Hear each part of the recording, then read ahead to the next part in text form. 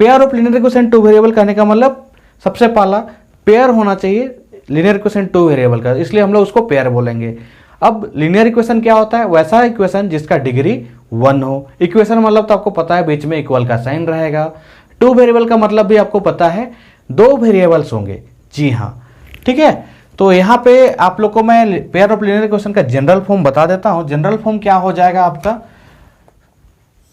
ax plus B Y plus C is equal to 0। जी हाँ, ये linear equation in two variable का general form है, ठीक है। तो इसमें हम लोग क्या रहेगा, x से आगे जो भी नंबर है, y के आगे जो भी नंबर है, और यहाँ जो c है मतलब a, b और c वो रियल नंबर होते हैं, राइट। और यहाँ जो x है y है ये वेरिएबल्स हैं, ठीक है ना। तो इसलिए हम लोग इसको बोलते हैं लीनियर इक्वेशन टू वेरिएबल। देखिए यहाँ पे एक वेरिएबल x हो गया, एक वेरिएबल y हो गया, इसलिए 2 वेरिएबल बोला गया। अब इसको लीनियर इक्वेशन क्यों बोला गया? x के पावर 1 है, y का भी पावर 1 है, तो पावर अगर 1 रहता है तो वो डिग्री 1 का होता है। डिग्री 1 को हम लोग लीनियर इक्वेशन बोलते हैं। अच्छा, साथ ही साथ इक्वल टू है, इक्वल टू की वजह से ये इक्वेशन नाम पड़ा। अगर इक्वल टू नहीं होता तो ये सिंपली क्या होता? पॉलिनोमियल हो जाता, ठीक है। ये linear equation in two variable का जनरल फॉर्म है। हम लोग को पढ़ना है pair of linear equation in two variable. तो एक और इक्वेशन इसी टाइप का आएगा, ax plus B Y plus C is equal to 0। ये हो गया हम लोग का pair of linear equation in two variable. जी हाँ, अब इसमें देखिए दोनों का दोनों तो सेम दिखाई दे रहा है। दोनों में डिफरेंस जानने के लिए हम लोग क्या करेंगे, इसमें पहला वाले में a1 कर देंगे, b1 कर देंगे, c1, और दूसरे वाले में a2 b2 c2। तो ये आपका general form of pair of linear equation हो गया, ठीक है। अब जो पेयर ऑफ लीनियर इक्वेशन होते हैं, pair of linear equation two variable होते हैं, उसका जो सॉल्यूशंस होता है वो 3 टाइप्स के सॉल्यूशन आपको मिलेंगे। जी हाँ, सॉल्यूशन अच्छा मुख्यतः तो 2 ही होते हैं। एक तो आपका सॉल्यूशन फाइंड आउट होगा, ठीक है। क्या होगा? एक सॉल्यूशन आपका निकलेगा, ठीक है। एक में सॉल्यूशन निकलेगा और एक में सॉल्यूशन नहीं निकलेगा, नो सॉल्यूशन। क्या लिखेंगे इसको? नो सॉल्यूशन, ठीक है। एक में सॉल्यूशन आपका आएगा और एक में सॉल्यूशन नहीं आएगा, ठीक है। ये 2 टाइप से इसका कंडीशन होता है। जी हाँ, पेयर ऑफ लीनियर इक्वेशन का 2 ही टाइप होगा, एक तो सॉल्यूशन आएगा, एक तो सॉल्यूशन नहीं आएगा, ठीक है। अब सॉल्यूशन जो आता है ये 2 कैटेगरी में बढ़ जाता है। जी हाँ, ये 2 कैटेगरी में बढ़ जाता है। एक होता है यूनिक सॉल्यूशन, ठीक है, एक होता है यूनिक सॉल्यूशन, और दूसरा हो जाएगा आपका इन्फिनाइट नंबर ऑफ सॉल्यूशन, मतलब मेनी सॉल्यूशन, ठीक है। इन्फिनाइट नंबर ऑफ सॉल्यूशन, या फिर इसको हम लोग कहते हैं मेनी सॉल्यूशन, बहुत सारे सॉल्यूशन आएंगे। और दूसरा नो सॉल्यूशन, मतलब इस एक ही कैटेगरी रहेगा नो सॉल्यूशन का, ठीक है। नो सॉल्यूशन, कोई सॉल्यूशन नहीं आएंगे, राइट। अब हम लोग को पता कैसे चलेगा कि यूनिक सॉल्यूशन होगा या फिर इन्फिनाइट नंबर ऑफ सॉल्यूशन होगा या फिर सॉल्यूशन नहीं होगा? तो बहुत ही ध्यान से देखिएगा, यही इस चैप्टर का मेन कॉन्सेप्ट है। अगर ये चीज़ आप मिस करते हैं तो आप लोग बहुत चीज़ मिस कर जाइएगा इस चैप्टर को लेके, ठीक है। यूनिक सॉल्यूशन कब होता है? देखिए दोनों इक्वेशन का हम लोगों ने पिछला क्लास में पढ़ा था, क्लास 9th में। एक इक्वेशन का एक ग्राफ बनाते हैं तो एक स्ट्रेट लाइन आता है, उसी प्रकार से इसका भी हम लोग ग्राफ बनाएंगे तो एक स्ट्रेट लाइन आएगा। तो दोनों का दोनों स्ट्रेट लाइन अगर एक दूसरे को इंटरसेक्ट करता है किसी भी पॉइंट पे, ये पहले वाले का लाइन मान के चलिए, ये दूसरे वाले का लाइन मान के चलिए, ये दोनों इस जगह पे इंटरसेक्ट कर रहा है तो यूनिक सॉल्यूशन होगा। अब infinite number of many solution में क्या है, इस तरीके से अगर एक लाइन बना लिए, इसी के ऊपर एक और लाइन हम लोग बना देते हैं, उसी लाइन के ऊपर एक और लाइन अगर बन जाता है, जब हम लोग ग्राफ बनाएंगे तो कोई एक लाइन बना लिए एक इक्वेशन का, दूसरा इक्वेशन का भी उसी के ऊपर अगर आपका आ जाता है लाइन, तो उसको हम लोग कहेंगे infinite number of many solution.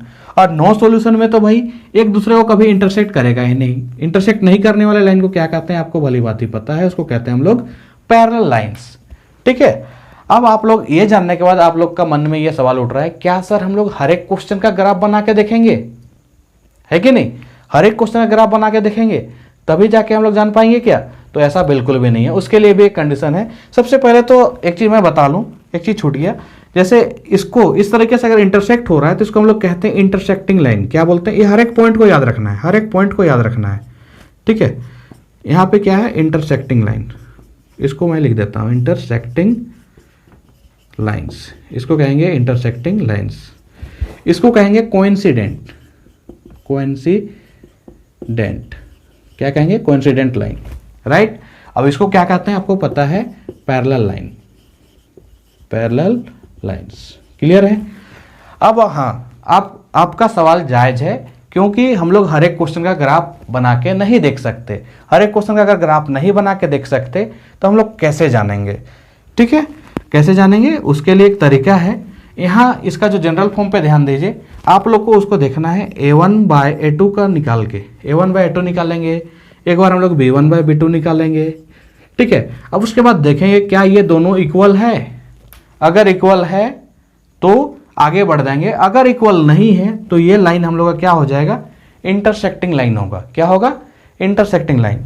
तो यूनिक सॉल्यूशन के लिए क्या होना चाहिए, a1/a2 is not equal to b1/b2। उसी प्रकार से जो कोइंसिडेंट है, अगर कोइंसिडेंट होगा तो क्या होना चाहिए, a1/a2 अगर इक्वल हो गया b1/b2 के, तो मैंने बोला था ना अभी जस्ट, अगर ये इक्वल हो गया तो आगे बढ़ना है, आगे बढ़ के क्या करना है, c1/c2 निकालना है। c1/c2 जैसे निकालेंगे, अगर ये भी आपका इक्वल हो जाता है तो ये होता है इन्फिनाइट नंबर ऑफ सॉल्यूशन, जिसमें कोइंसिडेंट लाइन आते हैं, ठीक है। अब उसके बाद आता है आपका पैरेलल लाइन। पैरेलल लाइन में क्या हो जाएगा, a1/a2 आपका निकालना है, a1/a2 हो गया इज इक्वल टू में b1/b2 भी हो गया। अगर c1/c2 इक्वल नहीं होता है तो ये आपका पैरेलल लाइन का कंडीशन हो जाएगा। यहाँ पे मैंने क्लास 10 मैथ एनसीईआरटी का एक्सरसाइज 3.2 का क्वेश्चन नंबर 2 से कुछ क्वेश्चन लिए हुए हैं, जिसमें लिखा हुआ है on comparing the ratio a1/a2 b1/b2 and c1/c2 find out whether the lines representing the following pair of linear equation intersect at a point or parallel और कोइंसिडेंट। आपको ये तीन चीज यहाँ पे पूछा है, बताना है कि ये जो पेयर ऑफ लीनियर इक्वेशन दिया हुआ है वो किस प्रकार का है, इंटरसेक्टिंग है या फिर पैरेलल है या फिर कोइंसिडेंट है, ठीक है। तो यहाँ पे मैंने दो क्वेश्चन लिया हुआ है, एक क्वेश्चन नंबर 1 और एक क्वेश्चन नंबर 3। बाकी का क्वेश्चन नंबर 3 जो है, सॉरी 2 जो है, वो आप लोग को खुद से बनाना है और देखना है। साथ ही साथ इसमें क्वेश्चन नंबर 3 भी सेम इसी टाइप से बन जाएगा, बस इसमें बताना है कि ये कंसिस्टेंट है और इनकंसिस्टेंट है।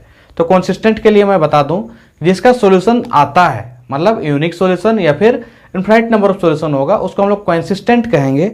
और जिसमें सॉल्यूशंस नहीं आते हैं उसको हम लोग इनकंसिस्टेंट कहते हैं, जैसा कि पैरेलल लाइन वाला था, नो सॉल्यूशन वाला, उसको हम लोग बोलेंगे इनकंसिस्टेंट। तो इस बात को आप नोट डाउन कर लीजिएगा। जस्ट इससे पहले अभी जस्ट मैंने लिखा हुआ था यहाँ पे, बस उसी के नीचे आप लोग को लिख लेना है जिसमें सॉल्यूशन आता है, मतलब इंटरसेक्टिंग वाला में और कोइंसिडेंट वाला में कंसिस्टेंट होगा, और जो पैरेलल लाइन वाला है उसमें लिख देना है इनकंसिस्टेंट।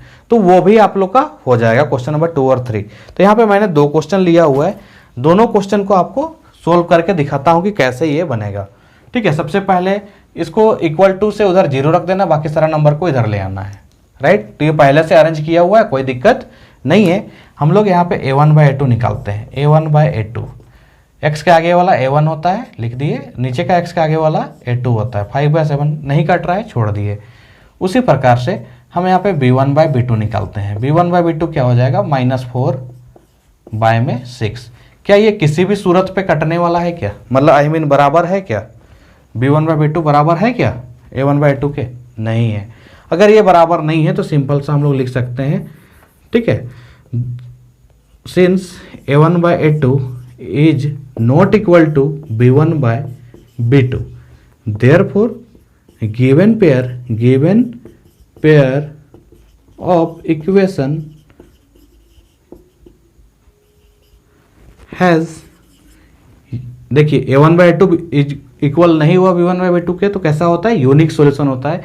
और यूनिक सॉल्यूशन होने के लिए क्या होता है, इंटरसेक्टिंग लिखेंगे, इंटरसेक्टिंग लाइंस, ठीक है, इंटरसेक्टिंग लाइंस। या फिर आपको अगर पूछता यूनिक के लिए तो यूनिक सॉल्यूशन भी है इसका, ठीक है।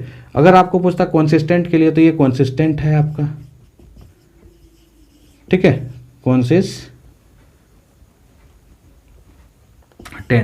कंसिस्टेंट, ठीक है। तो इस तरीके से हम लोग सिंपली a1/a2 b1/b2 चेक करके निकाल सकते हैं। उसी प्रकार से आइए देखते हैं इस क्वेश्चन को। चलिए a1/a2 हम लोग निकालते हैं, क्या आएगा, 6/2 कट करेंगे तो क्या आ जाएगा, 3/1, जी हाँ, उसी प्रकार से अब हम लोग b1/b2 निकाल लेते हैं। b1/b2 क्या होगा, -3/-1 कट जाएगा, माइनस तो आ गया आपका 3/1। तो देखिए a1/a2 b1/b2 के बराबर है। अगर ये बराबर हो जाता है तो मैंने आप लोगों को कह रखा है कि आपको क्या करना है, आगे बढ़ना है, c1/c2। c1/c2 में जब हम लोग आगे बढ़ जाएंगे तो क्या है यहाँ पे 10/9, ये तो कटेगा नहीं। इसका मतलब हम लोग क्या देख रहे हैं, हम लोग देख रहे हैं कि जो a1/a2 है वो बराबर है b1/b2 के, लेकिन बराबर नहीं है c1/c2 के। तो अगर इस तरीके से आ जाए तो हम लोग इसमें सिंपली इतना लंबा चौड़ा आप लिखना चाहें तो लिख सकते हैं। ये किस तरह का है, पैरेलल लाइन है, ठीक है। पैरेलल लाइन में ये इक्वल नहीं होता है तो आपको लिख देना है पैरेलल लाइंस, पैरेलल लाइंस। अब पैरेलल लाइंस अगर पूछा जाए, लाइंस के बारे में अगर पूछा जाए तो पैरेलल, और अगर इसमें पूछा अगर हम लोग को किस प्रकार का सॉल्यूशन होगा तो इसे हम लोग लिख सकते हैं नो सॉल्यूशन, ठीक है। क्या हो रहा है यार, नो सॉल्यूशंस। अगर हम लोग को कॉन्सिस्टेंट है या इनकॉन्सिस्टेंट है पूछा जाता तो क्या लिखते, इनकॉन्सिस्टेंट, ठीक है, इनकॉन्सिस्टेंट, ठीक है। तो इस तरीके से हम लोग इसको सॉल्व करेंगे और आगे का और भी क्वेश्चन है उसको आप लोग सॉल्व कर लीजिएगा। आई होप कि आप लोग को ये समझ में आ गया होगा। हम लोग नेक्स्ट वीडियो में सीखेंगे जो भी लीनियर इक्वेशन ऑफ 2 वेरिएबल है, pair of linear equation 2 variable, इसको सॉल्व हम लोग कैसे करते हैं, ठीक है, उसका वैल्यूज हम लोग कैसे निकालते हैं। तो इसको वैल्यू निकालने का हम लोग के पास 2 मेथड है, एक ग्राफिकल मेथड बोलते हैं, एक को अलजेब्रिकल मेथड बोलते हैं। ग्राफिकल में ग्राफ बना के देखना है और अलजेब्रिकल मेथड में भी 3 मेथड है। सबसे पहला हम लोग का सब्स्टिट्यूशन मेथड होगा, एलिमिनेशन मेथड होगा, क्रॉस मल्टीप्लिकेशन मेथड होगा, ठीक है। तो हर एक चीज को मैं सिखाऊंगा आप लोग को। क्रॉस मल्टीप्लिकेशन शायद आप लोग का सिलेबस से हटा दिया गया, बट कोई दिक्कत नहीं है, 2 मिनट का काम है, वो भी हम लोग सीख जाएंगे। तो अगर वो भी आप सीखना चाहते हैं तो चैनल को सब्सक्राइब कर लें, ठीक है। और ये वाली वीडियो अगर आप लोग को पसंद आई हो, आप लोग को अगर इससे कुछ फायदा भी पहुंचा हो तो आप वीडियो को लाइक जरूर करें और अपने दोस्तों को भी शेयर कर दें, ठीक है। तब तो मिलते हैं नेक्स्ट वीडियो आने तक के लिए, तब तक के लिए धन्यवाद। जय हिंद, be safe, take care. Click the show link and subscribe the channel and press bell icon for